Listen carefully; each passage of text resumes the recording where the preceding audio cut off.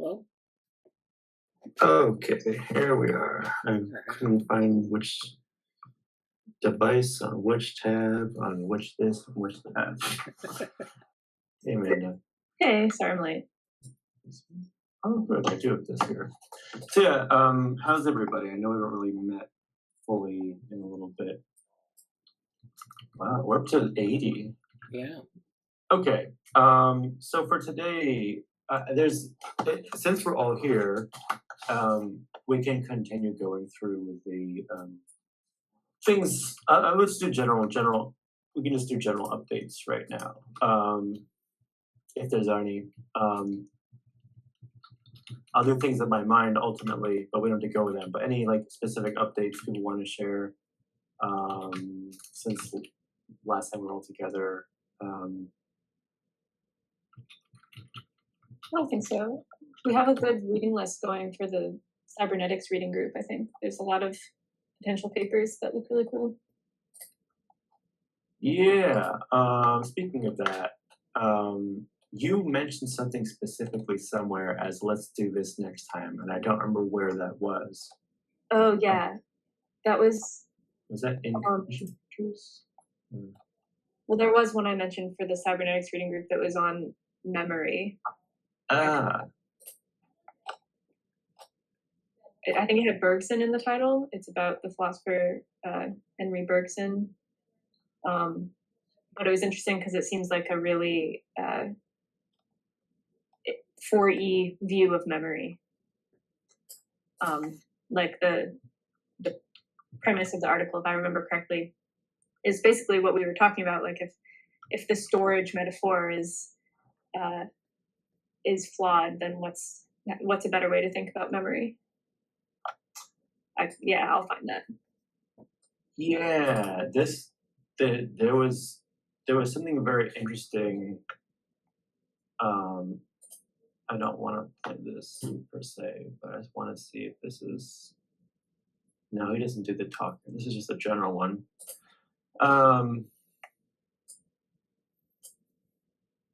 There was some interesting stuff here that was about memory too, and some other stuff that's a bit sporadic. But okay, that can be a. Let me type here. Sorry. This is not working for me suddenly. All right, I'll just restart this. But basically, that would be something good to.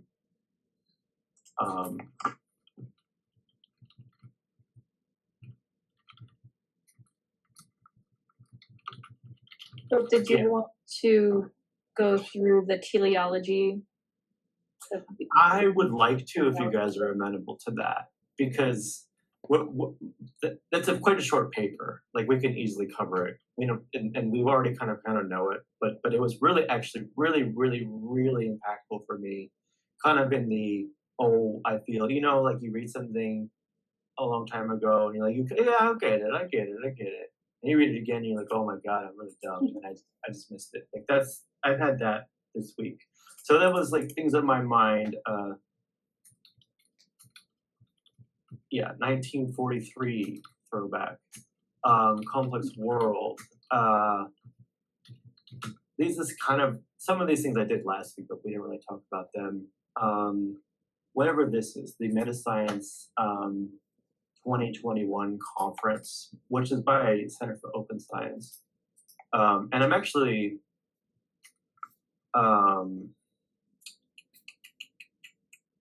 Conference on YouTube.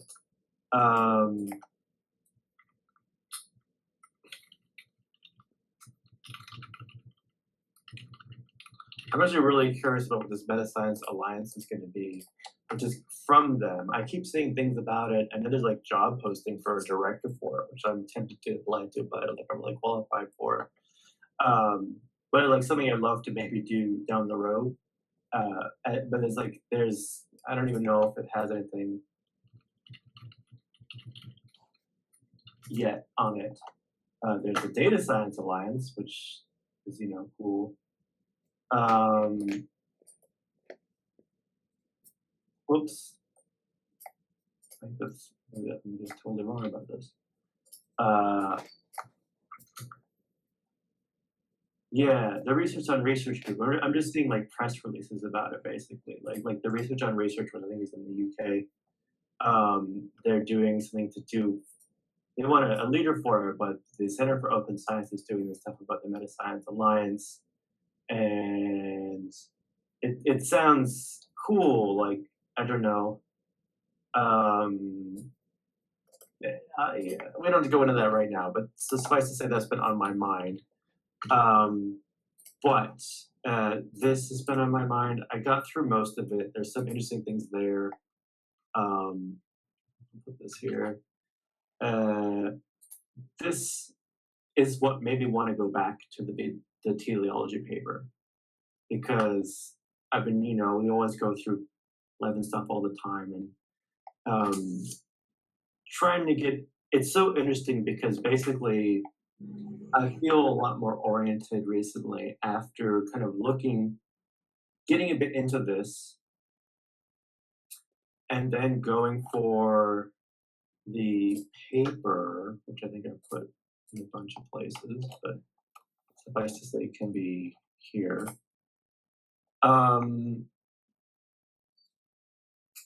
And then you have what Levin's doing, and then you have basically David Krakauer, which I just went back, and this is the start time. If you want to go back and look at it, it's about 1:14, 1 hour and 14 minutes in, so 1:14 here, I guess. And it's this beautiful. I don't know. This is kind of where it gets into the other topics, I think. But it's like a good 20 or 15 minutes on that, and then we go into the sort of innovation surprise play stuff, which is really good. Like it's one of my favorite hours of the labs talk in a while. So I'm kind of, shout out to all the people who go to things when you really don't feel like it, because I was really close to not going at all, and I was like, I don't know, blah, blah, blah. But it's good to hear the things, and it helps to just get in touch with all that stuff. But it begins here, and I won't recap what we get into. Oops, I won't recap what we get into. I'm actually gonna turn this all the way down. But it goes into this book that is really a well, I'm just going to talk very briefly about this, and we can go back into that paper if that's what we want to do, and then we can continue doing the world model paper too.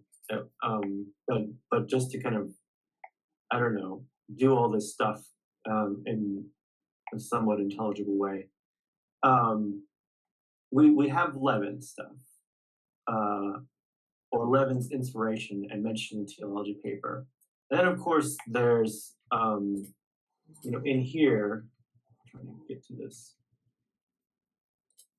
Like what's really cool about this book, and it's part of a, I don't know if I can pull this up very easily, but yes. It's part of a series by the SFI, and this is like an example of some of their stuff, but they're doing a lot of this mapping out of things, which is really appealing to me. But basically, this talk and this book, as I basically think repurposed from a lot of chapter 1 from this book, or volume 1 in this series. It's a whole series of here's the reasons behind it. But basically, is this going to tell us what it is? Yeah, volume 1 is sort of this. Well, I guess not. Suffice to say, there's a set of projects this is about.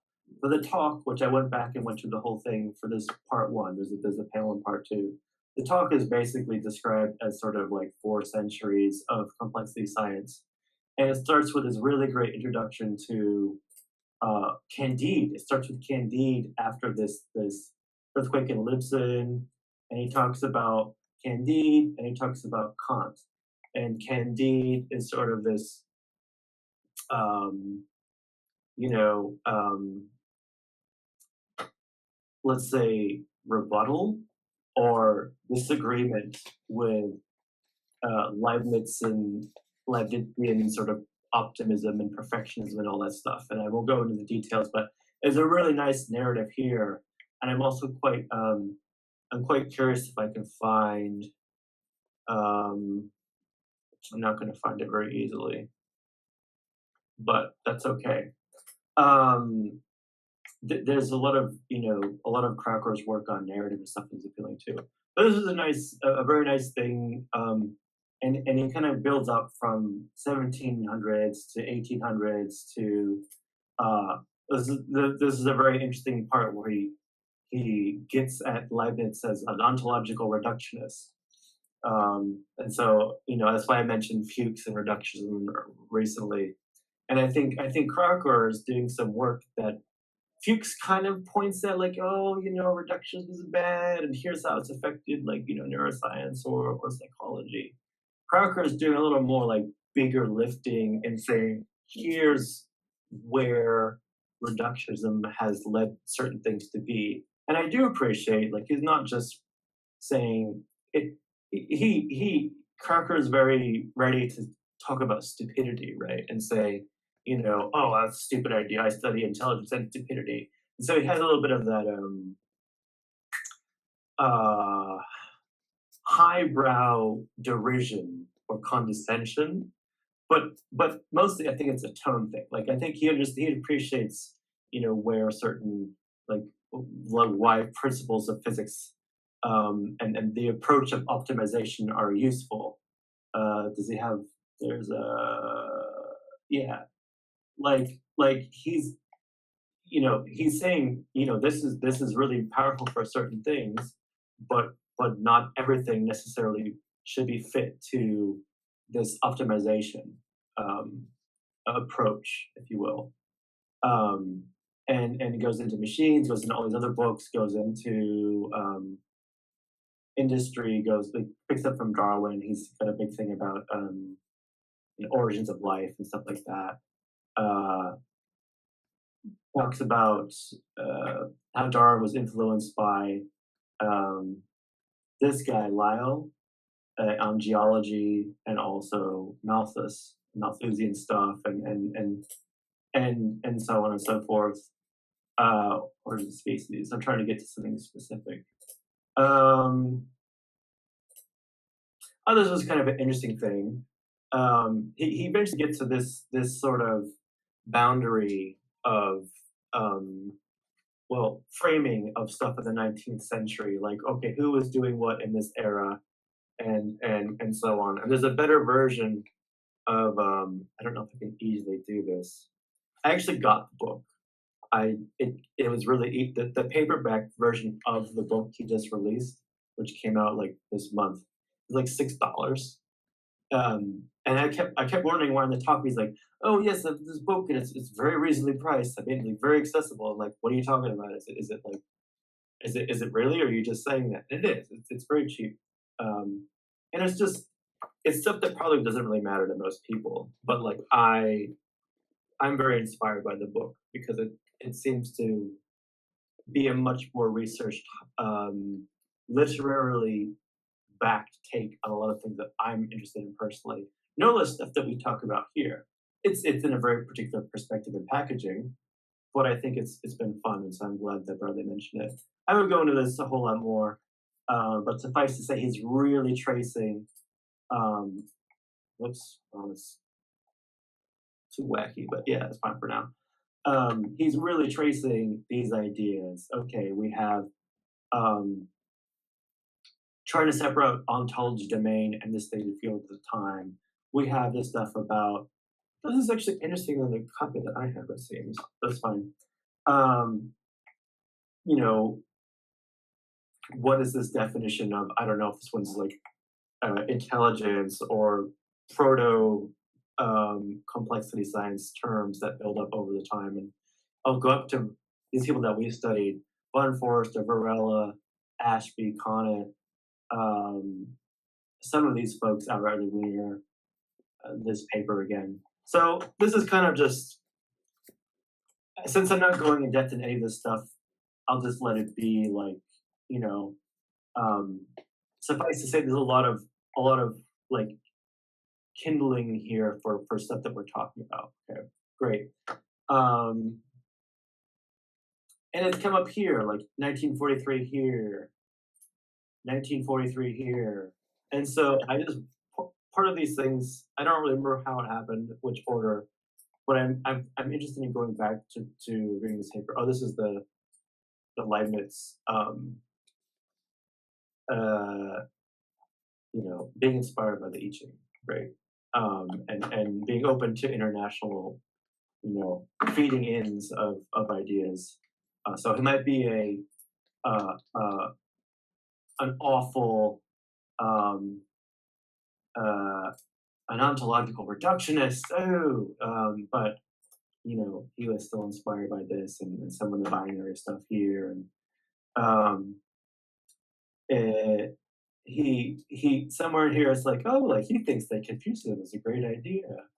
Like we should the West should take on Confucianism or something like that somewhere. And it's like, okay, well, you know, everybody has their different quirks and feelings. Suffice to say, I'm ready to go through this probably fairly quickly if people are. I don't know where people interested in that are, but I'm happy to go through it again. Yeah, I think we could. Yeah. I opened my PDF and I already had some highlights from last time I read it. So do you have it? Do you have it open? Do you want to share your screen or anything? It's just highlights, and I don't even remember why in particular things got highlighted. So I mean, we can go through it like there's basically 7 pages, right? So like we can go. Oh yeah, it's pretty short. Through it, or like just talk about it. And I don't know what you guys prefer, because I feel like we've referenced this one many times, and I don't want to, you know, drudge upon things. But I think it would be useful to go through it because, you know, there's stuff that of course we missed, and so okay, yeah, okay. So we'll just go through it. We don't just have to read every line, but basically, isn't really an abstract of this. But 1943, it's really interesting because this is kind of, you know, the big chart that it leads to, and then there are also some very interesting things at the end. Let me actually pull up. I can't share it on my screen, but I have my own notes on it that I just took. So let me get that. Yeah. Also, I found a book called Aftershock. I don't have a great thing about that here, do I? Which is like a 50-year anniversary to that here, Future Shock. Okay. And we're not going to talk about that right now, but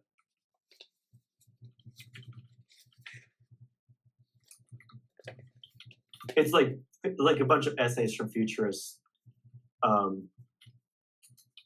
Kind of a 50th anniversary celebration of that. So that there are some things there to look at, but let us discussion this up.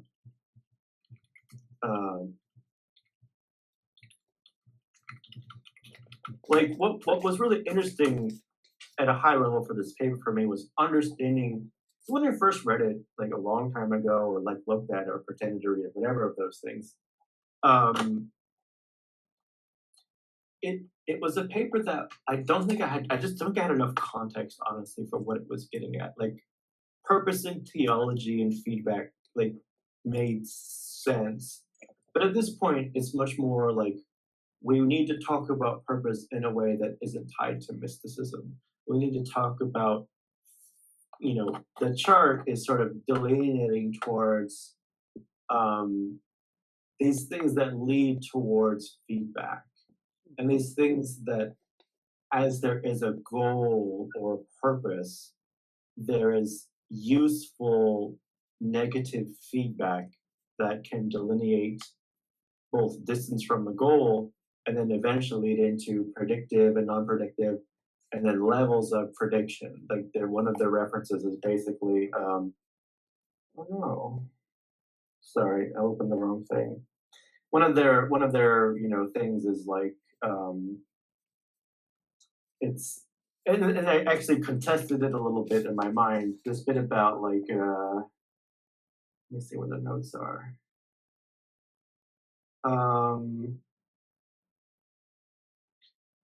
Page 20.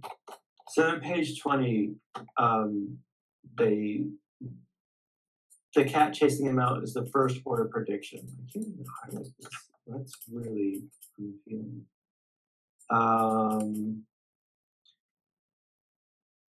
But then they say throwing a center moving target, the second order prediction. And it's like, it's interesting to me because I understand their differentiation here about prediction orders, which we can come back to more later. But I also feel like just because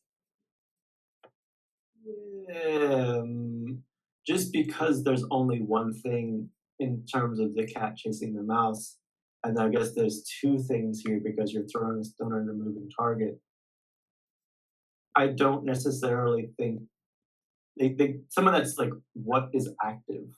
Like it's not like your other regulatory things are not being active, but maybe we'll get to that later. Let me try to pull this up again, and if anybody has any other like bigger thoughts about it, maybe talk about it for like just a minute, because I'm not happy with how it's displaying on my end, so I'm gonna open the PDF differently. I'll be just a second. Oh boy, it's not working.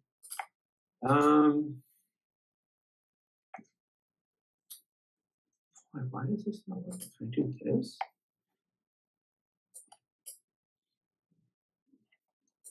No. No.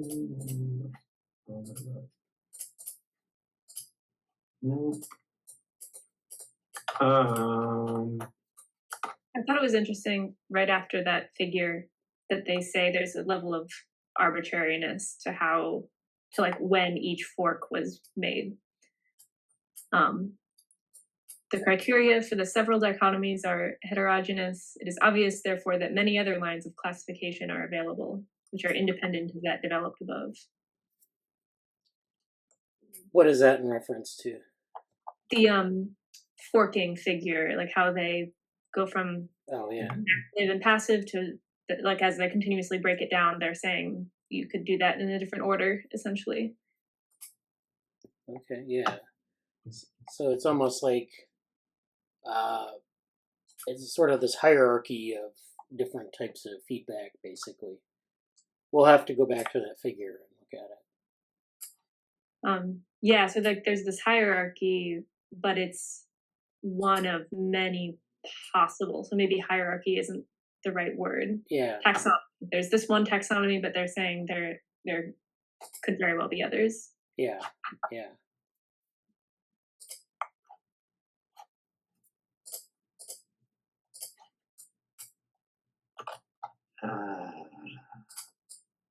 I'm sorry, I'm having like a very strange time. All of the things I'm using aren't like letting me annotate the PDF, which is fine. I'll just let it be, and go back from there. So I apologize for that. And it's not like a protected PDF either. It's just my stuff being weird. Here we go. So here.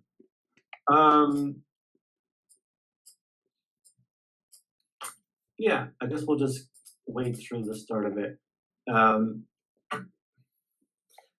lot of the papers is essentially, there are two goals. So particularly frustrating when I can't edit this, but that's okay. Behavioristic study of natural events and to classify behavior. I'll just look at my notes in my hand. And so they spend a good amount of time trying to differentiate stuff, which I appreciate. they talk about output versus the input. They basically get into behavioristic model versus they differentiate a lot of behavior versus function in what they call. And they talk about how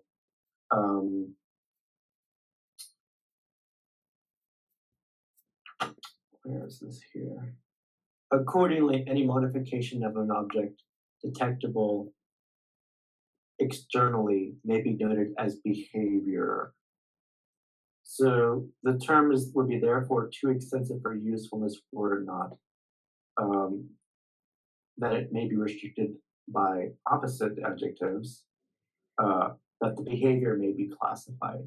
So they're really trying to situate,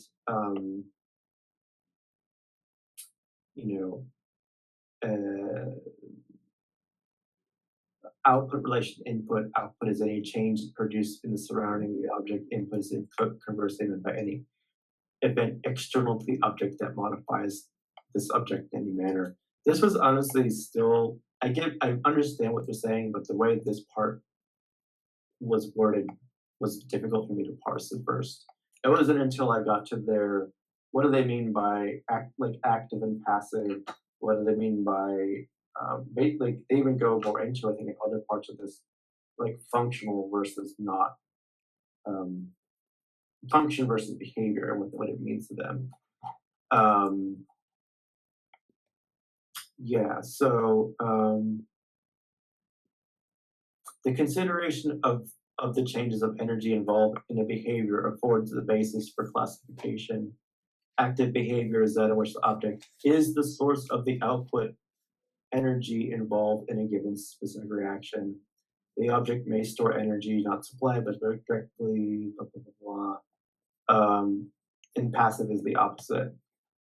Active behavior may be subdivided into two classes, purposeless or random. I feel like I want to keep, do I even just have it here? This will work for my purposes. Just look at the right side necessarily, not just the chart here, just for reference.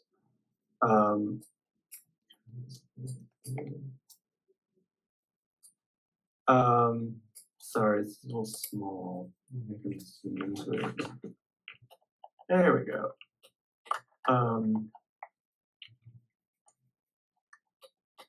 No. Oh boy. I can't seem to do anything here.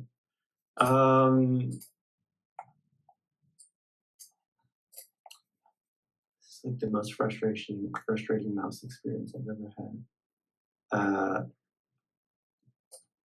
Yeah, we'll just do that for now, I guess. So, okay. So purposeless or random behavior. Purposeless is meant to denote the act of behavior may be interpreted as directed to the attainment of a goal, a final condition as behaving object reaches a definite correlation in time or space relation to another object. Purposeless behavior is that which is not interpreted as directed towards a goal. So he's building this foundation of, active or passive, okay, purposeful or not. And then what was really interesting for me going to the paper again was like really understanding this leap and the nature of the feedback and how feedback as their use of teleology relates to having a purpose.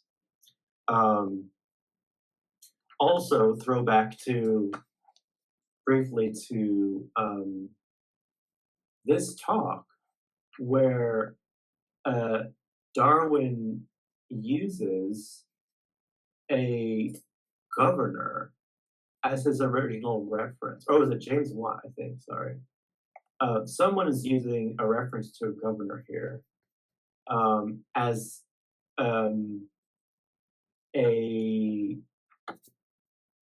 it was later changed away from governor, and I think went back to it. I think this is Darwin referencing this and then going back to it later. So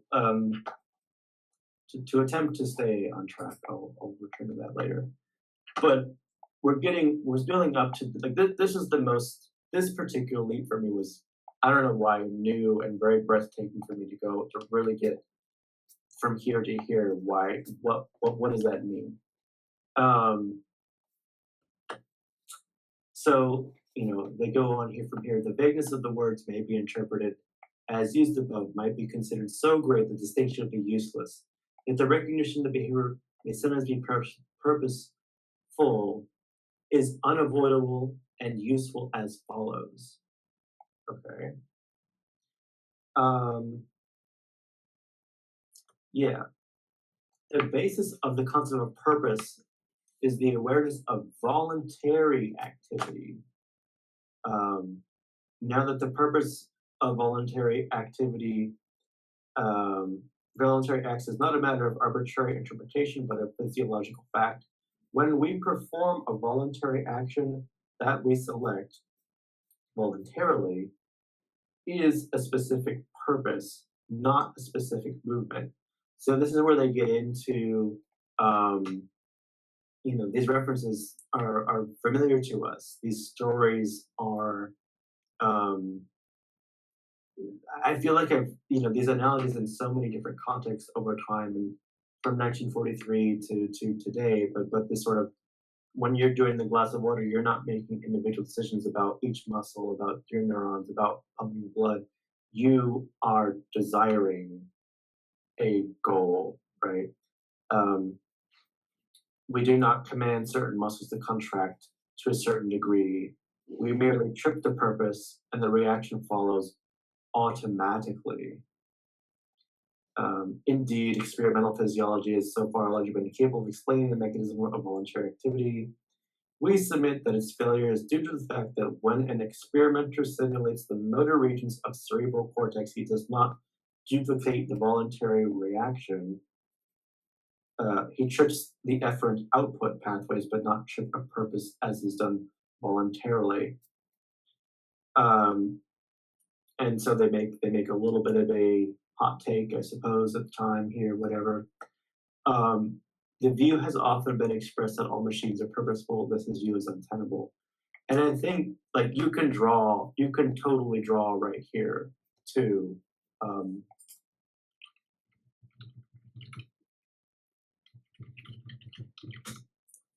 Right. This is a reference that these guys are picking up on. This is talking about what is the machine? It's not a machine. It is a machine. It's purposeful. It's not. So I think I'm really enjoying, to step back for a second, I'm really enjoying this basic space between where is Levin trying to go with his technobiology? Where is this top-down approach from Krakauer and his complexity science takes, and going with teleology, and then kind of seeing this source of this stuff here. So again, he's saying, okay, they are saying this is untenable, and they say why. He talks about roulettes. They talk about there's no final condition towards which the movement of the clock strives. Similarly, although a gun may be used for a definite purpose, the attainment of a goal is not intrinsic to the performance of a gun. Random shooting can be made deliberately purposeless. And I find that to be something that makes me a little bit, I get the point they're making, but I very quickly go to the selection of choosing to fire a gun is still a selection of the choice, but I don't think that's what they're really getting at here.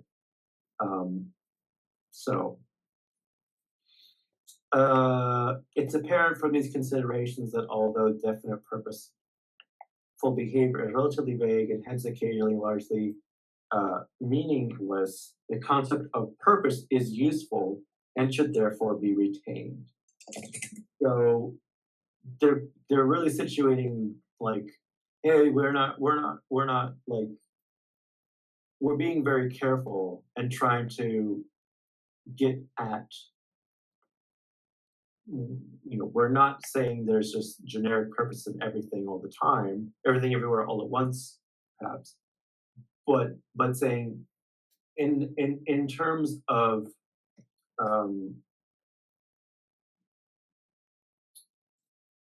there's a very specific use why purpose should be retained, and they want to build upon that in the ways as follows. Like I don't think they've even really gotten to the feedback yet. So they're getting to feedback here. Retain purposeful active behavior may be subdivided into these two classes: feedback or non-feedback.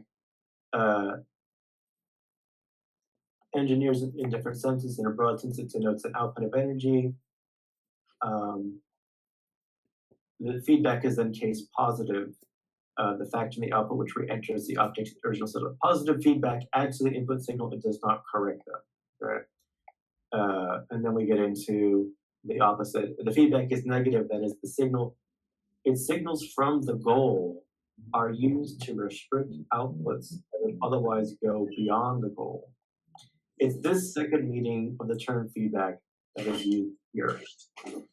So they don't really use a differentiation here on the side. I don't know if you can see the, but they mean explicitly negative feedback, as it is sort of this measuring relative to a goal, very kind of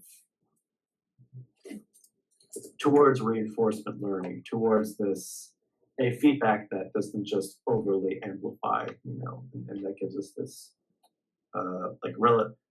proximity distance to. Okay.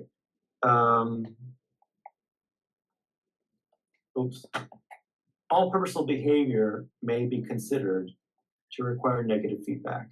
If the goal is to be attained, some signals from the goal are necessary at some time to direct behavior. By non-feedback behavior is meant that which there are no signals from the goal which modify the activity of the object in the course of behavior. Thus, excuse me.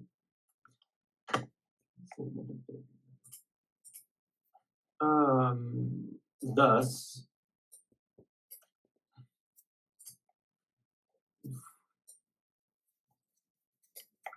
a machine may be set to impinge upon a luminous object all the time. Brainberg vehicle like here. A snake may strike at a frog, blah, blah. Indeed, the movement in these cases is so fast that it's not likely that the nerve impulse would have time to arise at the retina, travel the system, and then further set up impulses which have reached the muscles and time to modify the movement effectively. And I wrote a little note here in the margins about this too. Like, I think there's something very deep here that I don't really know what I think is expanded upon in things like, I guess, yes, modern day complexity science, but even I wonder about not necessarily control theory, but like there's a lot of things here that kind of touch upon what may be covered, I suppose, even by like radical embodied cognition, or just I'm less interested in that specifically than I am, say, agents and their almost like the bandwidth or the spectrum, like electromagnetic spectrum, for example. Like there's a specific attuning, or even in some of Bradley's old work, like the sampling. Like there's incentives for the sampling that are very impactful here. Like, why is it that we give more of a damn about the visible spectrum than others, right? Does that mean there is an important information in infrared, ultraviolet, above and beyond the electromagnetic spectrum? Like maybe not, but like there's a certain orientation towards that spectrum. And I think there's like, there's like there's just a lot there, I think is what I'll say for now. And I don't really know how to further articulate my comments that I wrote in the margins about this, but it's something that I think I'd like to come back to. Yeah. I'd like to mention about the snake. So the snake example is kind of a good example of like perceptual and motor control and how feedback plays into that. So they talk about a snake may strike at a frog or a frog at a fly with no visual or other report from the prey after the movement has started. So in cases like that where you have a frog like shooting its tongue out at a fly or a snake striking a frog, they create what they call these ballistic movements. And the ballistic movement is this really fast movement towards the prey. And some of that is, just kind of a sort of a stereotypical pattern. But some of that, of course, it involves a lot of feedback between the body, the nervous system, and the information coming into the nervous system, and then the nervous system itself. And so they're kind of suggesting that, it isn't that you kind of have to go all the way back to the retina to get information. There might be feedback loops on the edge of the nervous system, like in the spinal cord or in the muscle, where there's sort of you can adjust those ballistic movements or prepare for those ballistic movements, and they become efficient in that way.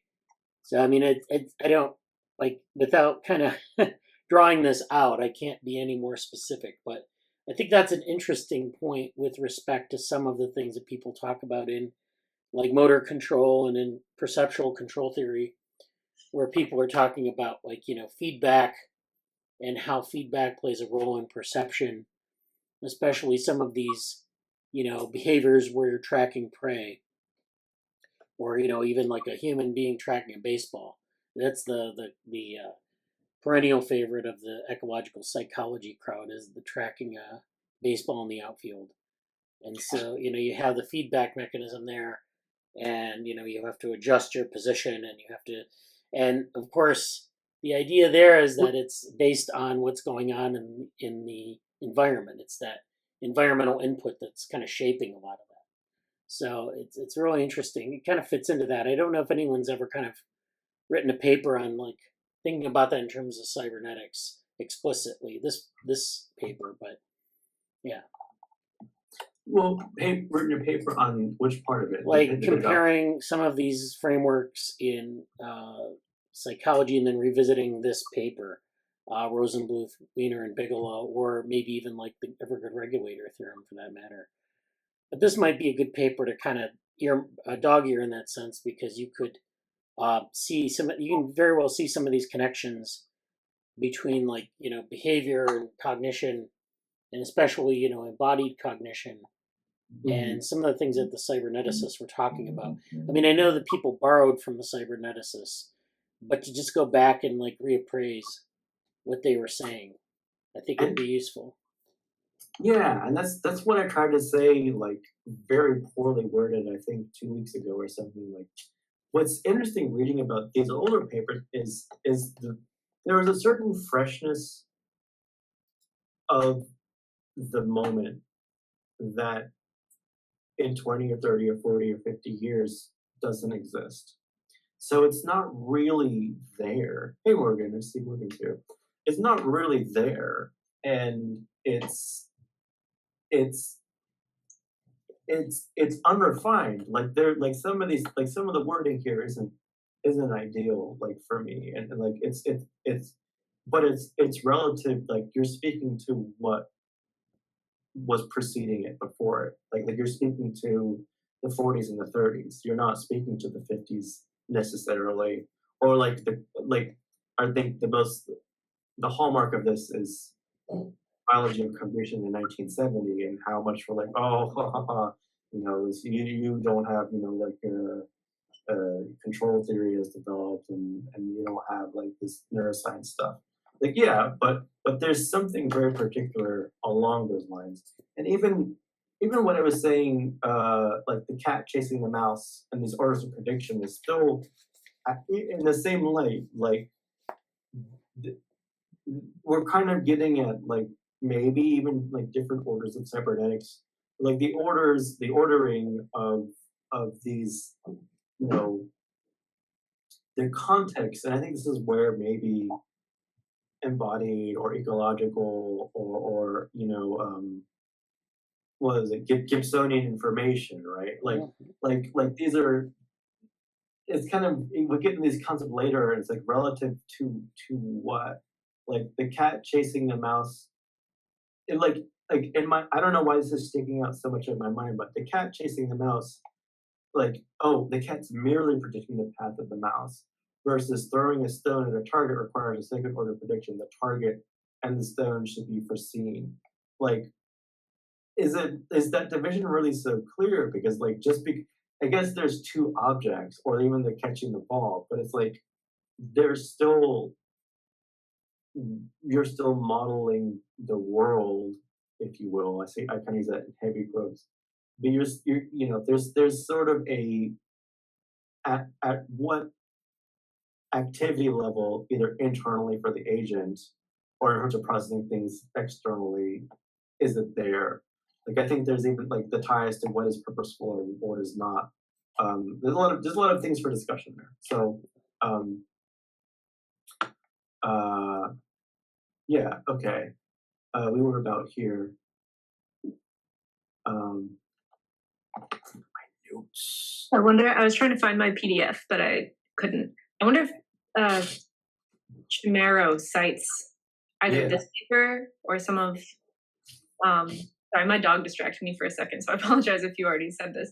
No. But Chimero's Radical Embodied Cognitive Science is very cybernetic, and I remember him citing Turvey and Mace. I don't remember all the names.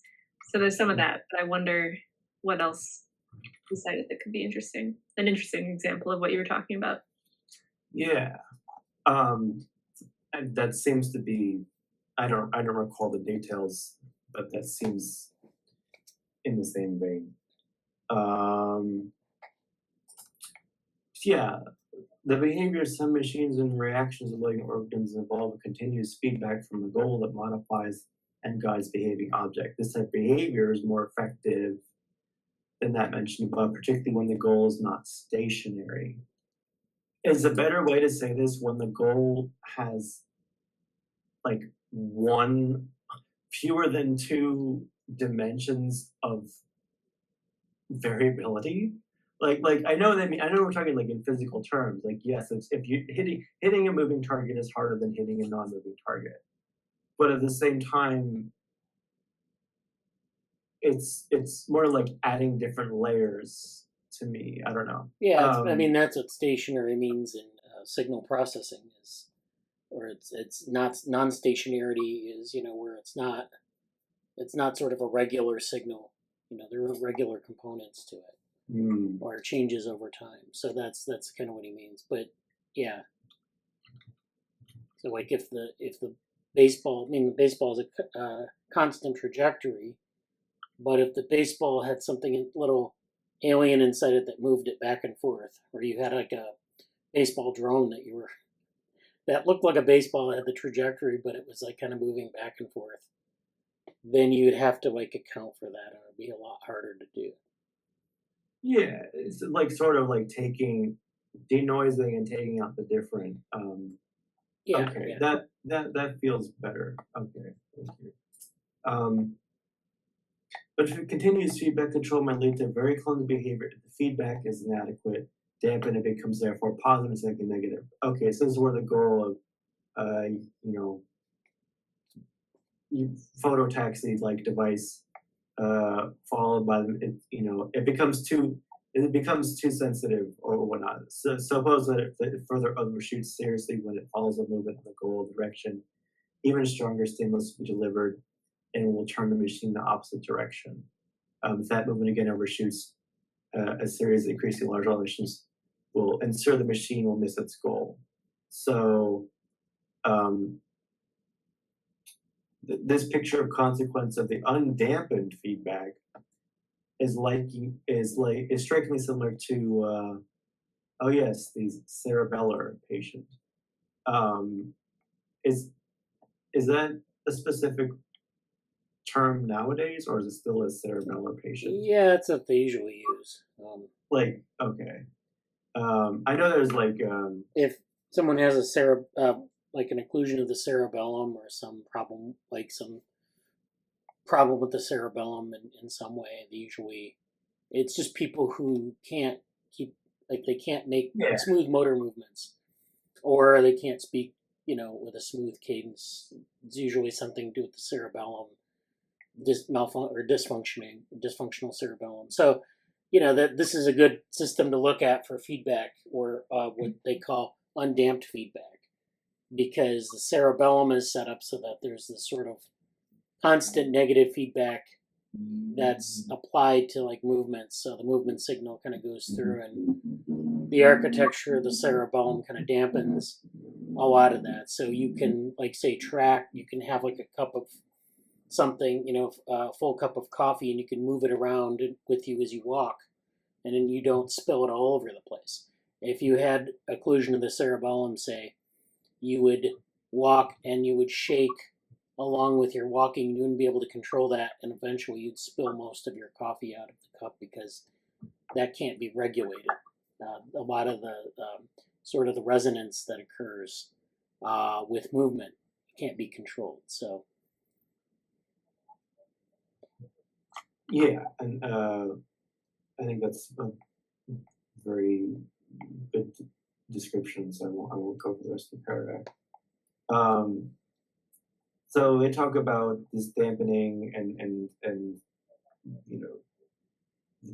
the useful range of negative feedback, and they go here into purposeful behavior may again be subdivided, and we're kind of getting to this over here, the later higher stages in the chart. Extrapolative, or predictive, or non-predictive. The reactions of a unicellular organism are known as tropisms. Known as tropisms are examples of non-predictive performances. The amoeba follows the source to which it reacts. There is no evidence that it extrapolates the path of the moving source. Predictive behavior for animals is commonplace. The cats pursues the mouse, but it doesn't just go to mouse. It goes to the extrapolated position. Well, that brings an interesting point, is that we don't really know that either of those are necessarily true.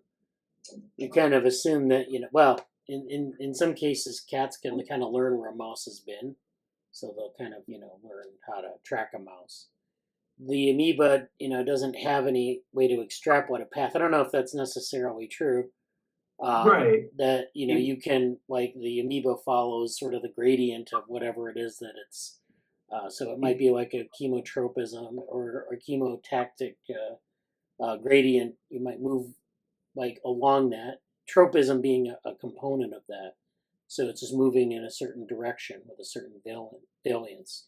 But they can put together these kind of behaviors and predict things from a gradient. So, I mean, I don't know how much different that is from, say, learning, and I'm thinking here in machine learning terms, learning a gradient isn't the same as sort of learning some of the things that a cat would learn when tracking a mouse. Right. I was going to use like classic Norbert Wiener anti-aircraft stuff. It's like you're not predicting everything. There's a limited range of options, and you're kind of making a choice. Like I think a cat's much more okay. I know the mouse is only going to move. It's not going to do a 720 cartwheel up and jump across me, over my head. Yeah. At least most of the time, so I don't have to count for that possibility. But it's like a limited subset of things, is it a choice within an educated subset, or is it a full prediction? To what degree? Like those are sort of the nuances that aren't that are down the road from 1943. I guess. Oh yeah. Yeah. So.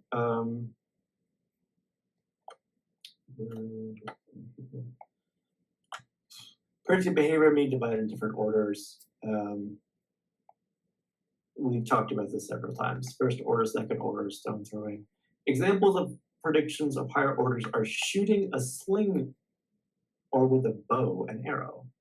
So, like, why does that fit what they're saying here? So when you're shooting a sling, you're pulling back on the rock, you're aiming with the other hand, you're picking a target that might be moving. So you're having, potentially in your both of your hands, you have a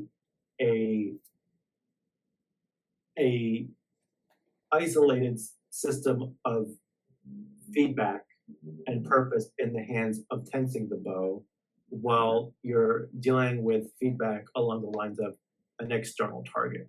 So sort of an interoceptive, a more proximal, immediate interoceptive related feedback process, and then an external one too. So like, okay, that's a cool way to think about it.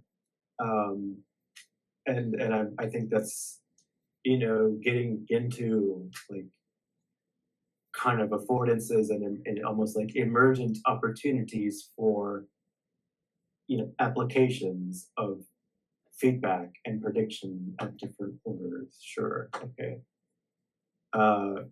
Predictive behavior requires the discrimination of at least two coordinates of a temporal and at least one spatial axis. This is kind of interesting too. This is sort of where some of our discussion was going. Like, prediction will be more effective and flexible, however, if the behaving object can respond to changes in more than one spatial coordinate. I think this is actually really getting to some of like this is such like a there's so much in these. Why this paper is fun for me to read again is like there's so much here. Like this is like a couple of sentences, but there's so much to be said about taking all this to its like fuller stuff. So even just I'm even going to reread that again just to do it. Predictive behavior requires the discrimination of two coordinates, a temporal and at least one spatial. So we're getting two, I suppose, dimensions and two coordinates. So you have a, and I'm a little bit unclear. Maybe you know what they mean here. When they say two coordinates, they basically mean an x and a y of the same thing, or is it x like 4,2 and then 10,10, like two actual coordinate points? Well, it's temporal and spatial, so it's like if you had a temporal axis, that would be over time, so you're tracking something over time. But if you're, in practical terms, like a perceptual system would track things in space, not just in time, so you also have some spatial coordinate. So if you're chasing like something along a line segment, there's one dimension of space, one dimension of time. Well, actually, that might be just one dimension that just collapsed on each other. But let's suppose, well, okay, one dimension of space, one dimension of time would be that bivariate graph. So you're actually just over time, there'd be some function where you track spatially the object and you'd converge upon it at some point. So without being able to draw on a board here, just kind of imagine some sort of oscillating function that converges upon a point on the spatial axis over time, right? So that's like one dimension of space, one dimension of time. You always have to have the time because the process unfolds in time, the feedback occurs in time. Having the one dimension of space, of course, is because you're doing something in space, you're doing something along a line segment, or you're doing something in a maybe like a, I don't know if there's such a thing as a one-dimensional room, but that would be what we would be talking about. Then a two-dimensional space maybe is more intuitive, where you have like maybe you're chasing a mouse along a surface, and you're trying to track, where the point would go. Maybe if you're thinking about like a cellular automata grid or something like that, tracking the object where it's going to go and intercepting it. But that happens, of course, in time, but you have two spatial dimensions. So that's what they're getting at with these dimensions. That things unfold in time, sure, but they also unfold in space, especially when you're doing this kind of predictive behavior. Yeah, and there's sort of a,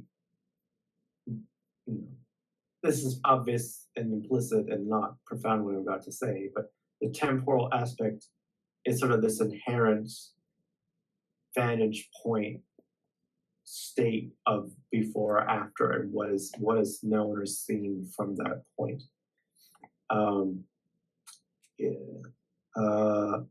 The bloodhound follows a trail, that is, it does not show any predictive behavior in trailing because this has only spatial information. So we can't predict if there's only one dimension. Distance as indicated by intensity. The external chain is capable of affecting auditory or even better visual receptors, permit more accurate spatial localization, hence the possibility for more effective predictive reactions when the input affects those receptors. This is a total tangent. But in a way, this kind of makes sense for like the therapeutic method of EDMR, which is about some light stuff. That's a side note for something else. But to continue, in addition to the limitations imposed by receptors upon the ability to perform extrapolative actions, limitations may also occur that are due to the internal organization of the behaving object.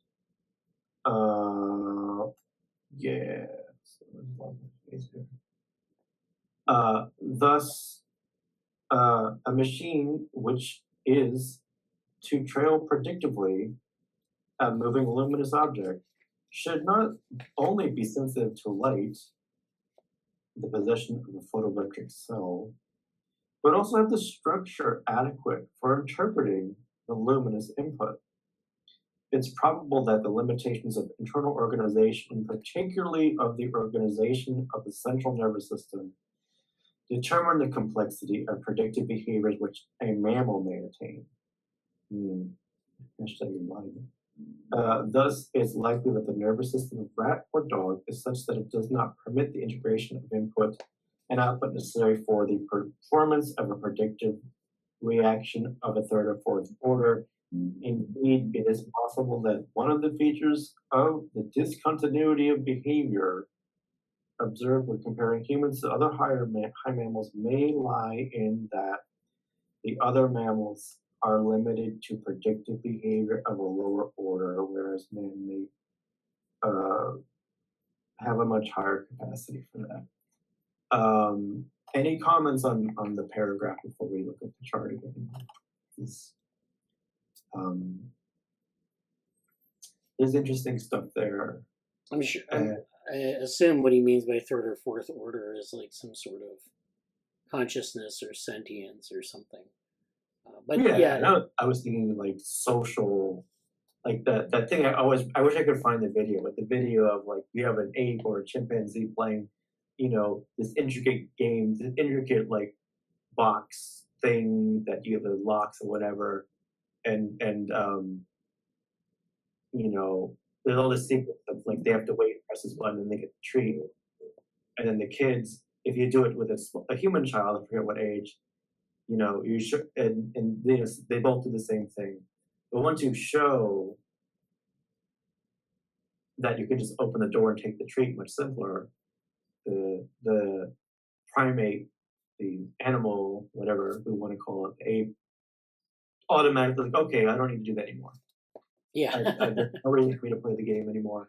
But the child will be doing the social referencing and think, oh, well, I better play the game because I'm going to get in trouble, or is it okay if I just do that? I don't know. There's this other like inherent, there's a prediction of something bad happening or not there.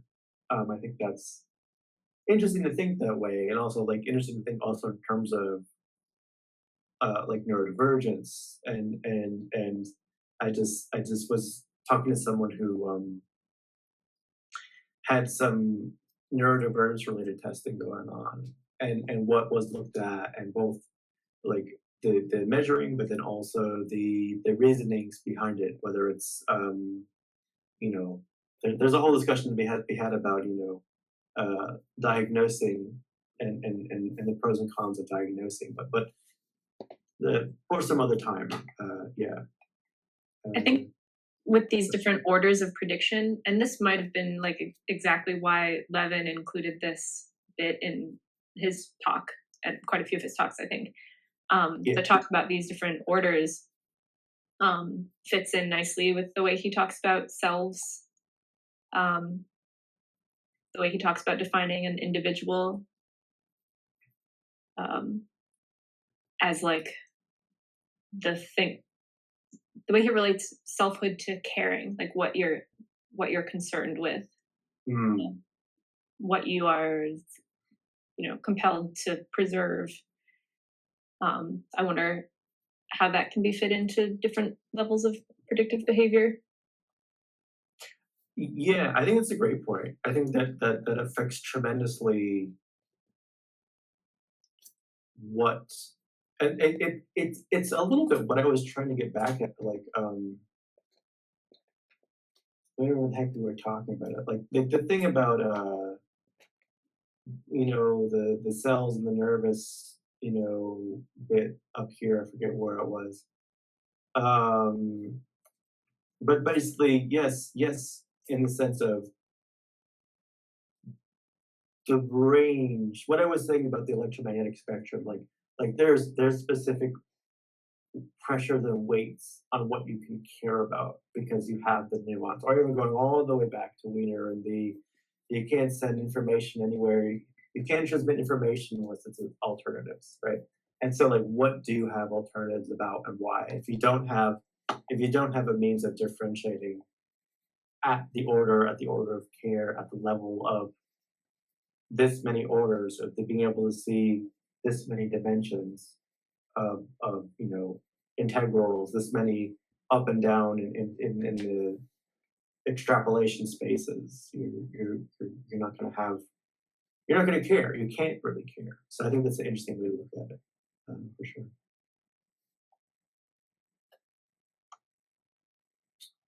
I think this is pretty much the last little bit here. So it is apparent that each of the dichotomies established singles out the arbitrary one feature. Okay, so they're getting at why did they do this? And they're kind of saying in this kind of like, yeah, we know we're kind of making these huge dichotometric differences and they're a little unwieldy at times, but they're saying, look, we know we're doing this and we're doing it to get at this interesting feature. We're leaving this huge amorphous remainder, the non-class. So it's apparent that the criteria for single dichotomies is heterogeneous. It's obvious, therefore, that many lines of classification are available, which are independent of that developed above, saying like, yes, you can do other things. Thus, behavior in general, or any of the groups in the table, could be divided.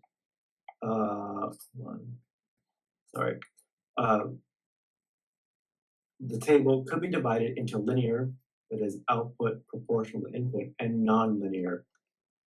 A division into continuous and discontinuous might be useful for many purposes. There are several degrees of freedom which behavior may exhibit. Could also be employed for basic systematization. So they're talking about this figure here and just kind of resorting it into the different components. Yeah. So like linear, nonlinear, continuous, discontinuous would be like. I mean, what are they doing here? I'm not quite sure. What's the one feature that they're using here? Purpose and non-purpose? Yeah. Okay. Yeah. So then, instead of that, we could say continuous, non-continuous. So non-continuous would be like discrete systems. They'd be analog systems, maybe, or well, I guess it'd be digital systems. And then continuous would be,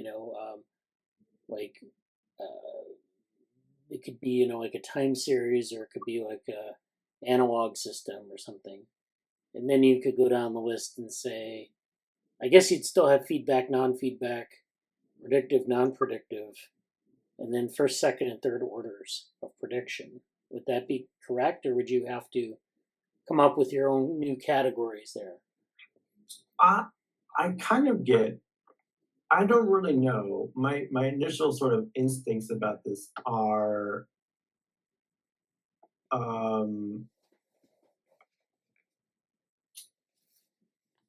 did I say this here? Hold on. Let me say more about that after we finish this paragraph and what we're about here. The classification template above was adopted for several reasons. It leads to the singling out the behavior. It singles this out in particular. A class of particularly interesting senses suggests the possibility of systemizing an increasingly more complex test of the behavior of organisms. It emphasizes the concepts of purpose and teleology, concepts of which, although rather discredited at present, which I think is actually a key. I think this is, like, in a sense, a very important statement in the paper that's not really addressed. Yeah. Well, it's also, like, hard. Like, it's really hard to put yourself in 1943 speaks as to what that means. Like, is this a response to what you? Well, I don't even want to go there right now. But what is it response to? Let's say, sure, are shown to be important. And finally, it reveals that a uniform behavioristic analysis, again, behavior and function, okay, is applicable to both machines and living organisms, regardless of the complexity of behavior. This paper. But okay, so to return to your question about these things, I think the they're reiterating their point here, somewhat well, that they're selecting for this very specific predictive behavior, which is interesting since it suggests the possibility of systemizing increasingly more complex tests of behavior of organisms. So, like, they wanted this to look at this, okay. And I think what they're saying above is, like, I don't think it's a matter of, like, just substituting out blank. I think they're kind of saying you could find really interesting ways of doing a similar process with doing, like, continuous or discontinuous as well. But it's sort of like if you do discontinuous versus continuous, could you get to the temporal dimensions in the same way that what they want from the predictive, the inherent dimensions that are needed for predictive stuff? They say you need to have, like, at least two, one temporal, one non-temporal. Like, could that be done in as useful of a way with continuous versus non-continuous, like, further down below? Maybe not. I don't really know. I think it's kind of more a, hey, we're making these choices, these potentially arbitrary choices because we want to get to. They want this, But at the same time, I think along the way, like, I know, maybe this is me personally going back to where I am in this moment on this date in September, 24. But, like, this jump for me of purpose was not, and the kind of feedback and not, and the nature of implicitly here is, like, negative feedback relative to goal. And it's interesting because David Krakauer has some really interesting quotes on his websites. I find that to be, like, Levin has these great quotes just on his website, and then I'm less familiar with David's currently, but somewhere in his books that I saw, but, like, there's something that he's doing that's about, like, the purposeful universe. And I don't know if it's, like, the subtitle to this something or other. But basically, it's interesting to see his take on purposefulness and going in that direction with his whole, like, big macro meta-science efforts, if you will. And this chart, and then even considering it in like where Levin's trying to go with this too. Like, I'm very curious where they potentially intersect or don't, and why. What was I going to say here though?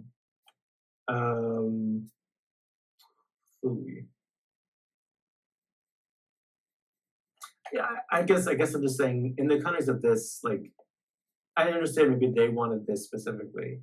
Me seeing this in this context is quite interesting, and then there is some interesting things to consider, like if you did flip out according to the dynamics or these other like I don't know, divisions. Okay.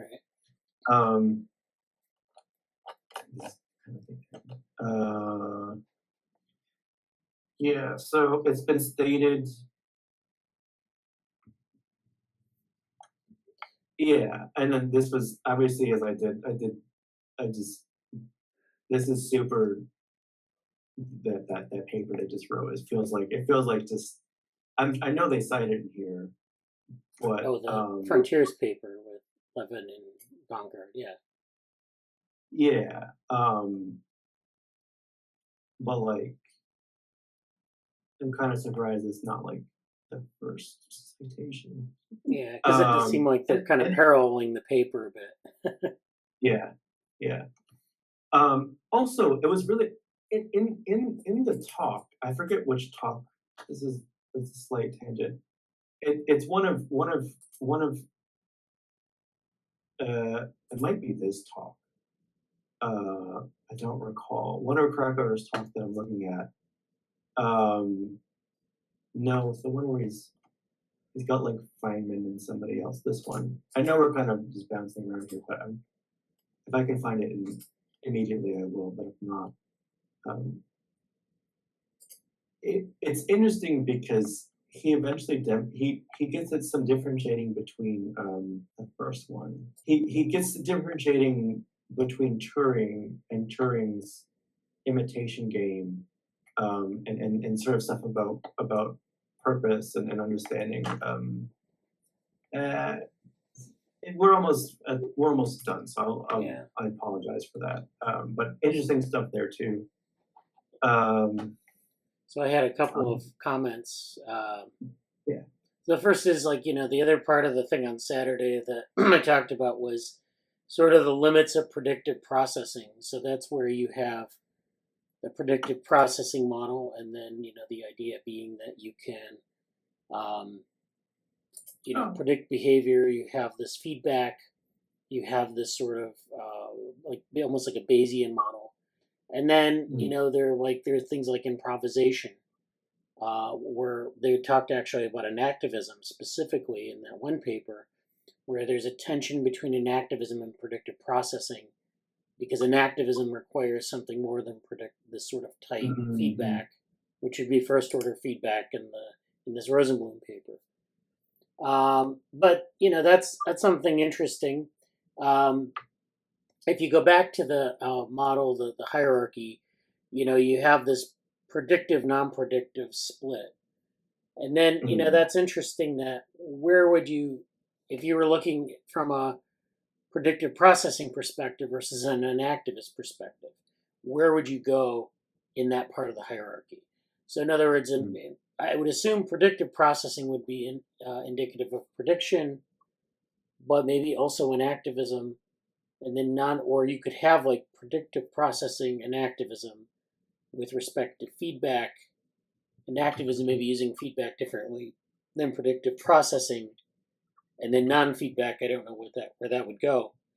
But you would also then have, maybe different orders of prediction. So predictive processing might be limited to first and second order prediction, and activism may be higher order prediction, or I don't actually know what the dichotomy would be there, but thinking in those terms, going back to those papers, and I know Amanda wasn't here on Saturday, but it's on the YouTube channel.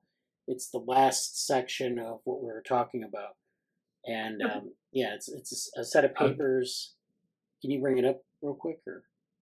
Yeah.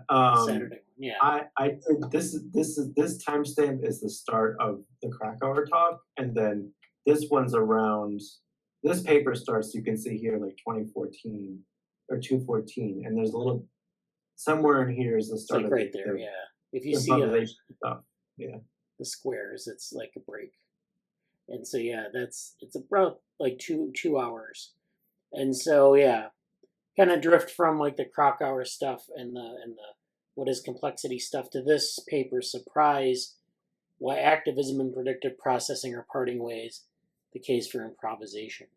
It basically argues that predictive processing and enactivism assume separate things or different things about cognition, and especially with respect to improvisation, it's hard to model improvisation using predictive processing.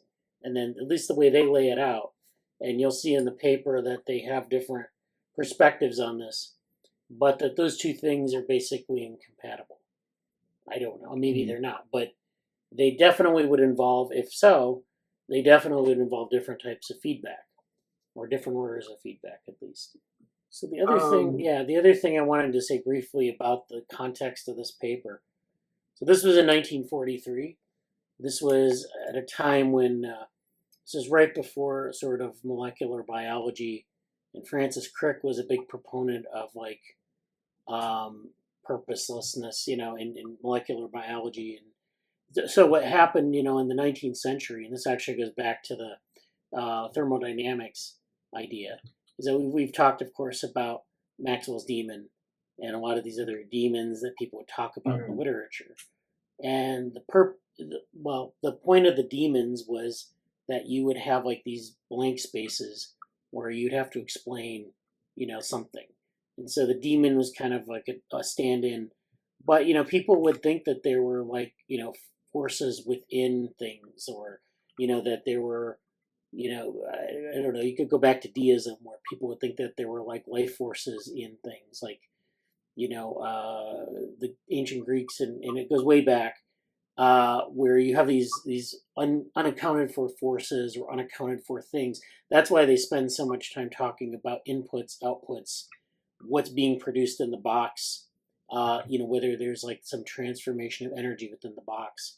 And that's an important point, because in the history of science, in natural philosophy, you go way back, there's this history of having these forces that are unaccounted for, and people kind of proposing that there were different things in them that, may or may not be purposeful, but ultimately they're found to be natural processes.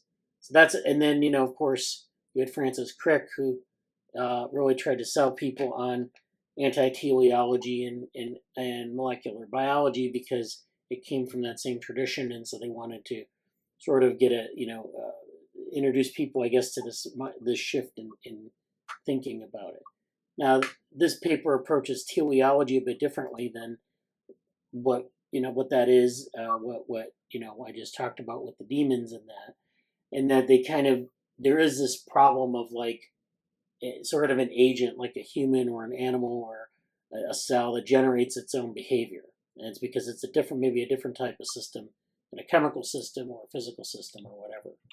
And so now you have to make that distinction between teleology in sort of this generated behavior through behavior, and then like non-teleological behavior. I wouldn't say that non-purposeful is necessarily random, but it's not like maybe cognitive, or it's not behaviorism, that at least the way in which they saw it here. They didn't know anything about cognitive science or cognitive psychology at this point. So that was a thing that kind of came later. But I think that there's that framework of, that's how they were kind of coming at teleology, because it had been discredited, and but they still had to explain these kind of things with agents, and that's kind of where they were in 1942. I think I am happy to hear that,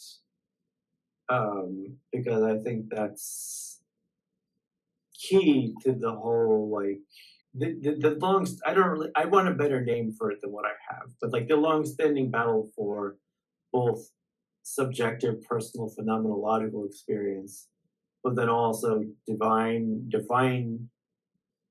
orchestration, mystic teleology, and that kind of stuff, and where and why things are going, and sort of the merits, like as much as Krakauer kind of has his position, I at least get a sense like there's sort of a little bit of even-handedness, if not more than a little bit, towards like why and where these things happen. And I feel like that is going back to the thing up there that I highlighted, like, oh, you know, that the context is very important. So I'm glad we talked about that. I know we're kind of out of time also. Anything else we want to say? I mean, we could probably briefly finish this next time or whatever.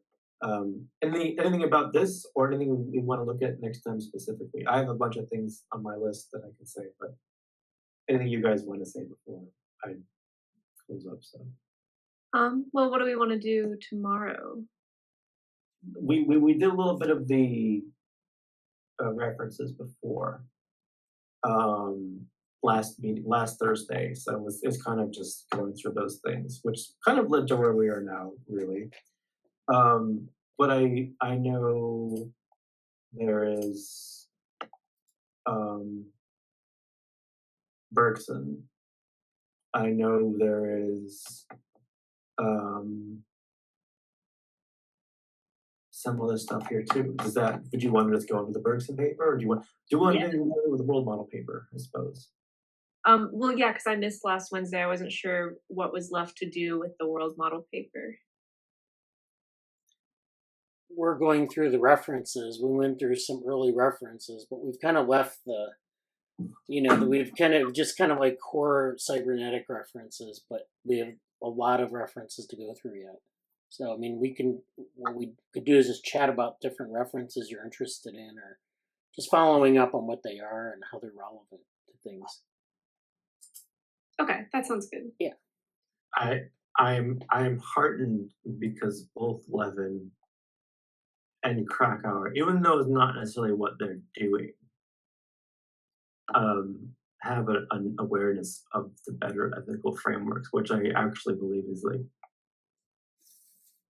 like legitimately mission critical for like bigger things down the road.